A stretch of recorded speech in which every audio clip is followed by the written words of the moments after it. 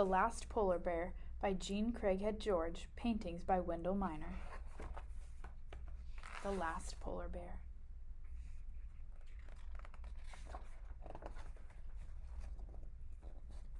Tigluk glanced out the window. A polar bear was not very far away. Tigluk put on his boots, wind pants, sealskin parka, hat, and mittens. As he stepped outside, a gust of sub-zero wind stung his cheeks. He looked down Ivik Street and saw everyone darting into their houses. "Nanuk! Bear moving fast! Go home!" A woman yelled as she herded her children inside.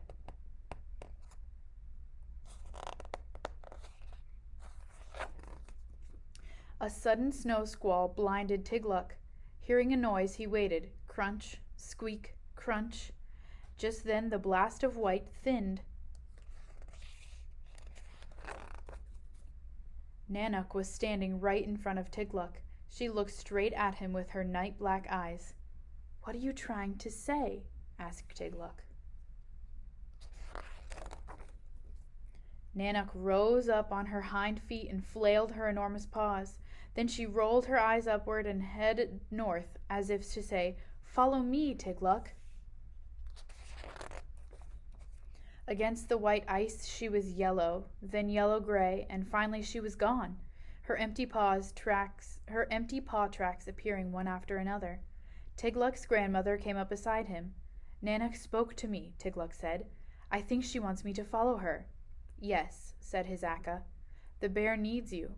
"She needs us both, Aka," said Tigluk. The Arctic had changed that year. The thaw had come early, fall was staying longer, and strange trees, flowers, and birds that usually lived in much warmer places were appearing. With all the changes in climate, what would happen to the polar bears who needed the ice to survive? "Aka," Tigluk said, "we must follow Nanuk together."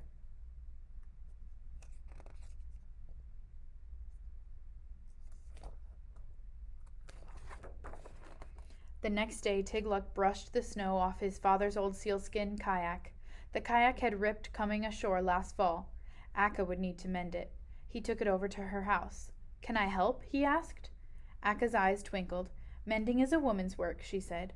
"But there is more and more trash in the ocean that can poke holes in my kayak. It would be good to know how to mend it," said Tigluk.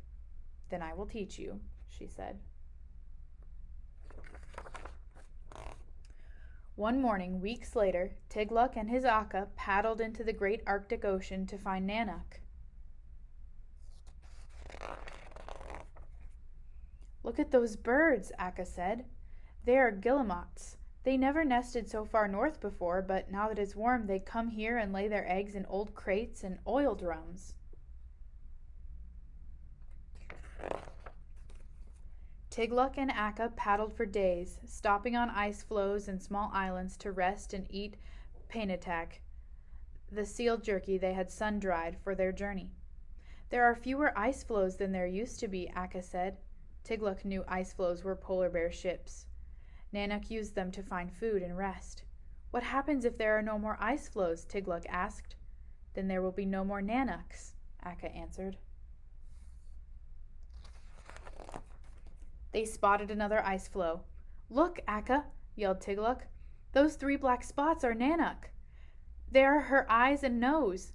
Curled on the ice was a very young polar bear cub, all alone. "It's not Nanuk," said Aka, "but her cub. The mother bear must have died, or she wouldn't have left her baby unprotected from the gulls." Tigluk got out of the kayak and walked toward the cub. He picked him up. "I will call him Pilluk, which means to survive. With the melting away of the ice, he is the last polar bear."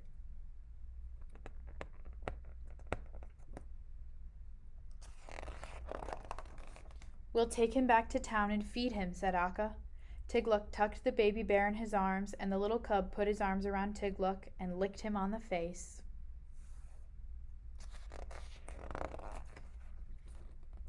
"Yes," said Tigluk as they paddled toward home. "Our town will feed Pilluk, the last of the polar bears, and show him how to live in a warming world."